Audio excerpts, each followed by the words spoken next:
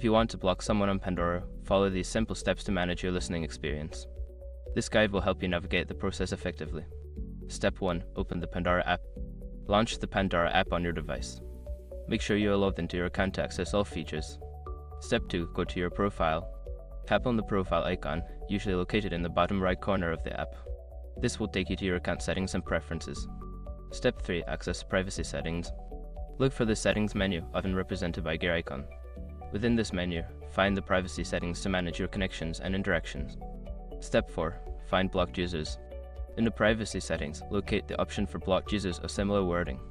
This section will allow you to see who you have blocked and give you the option to add new users. Step 5. Block the user.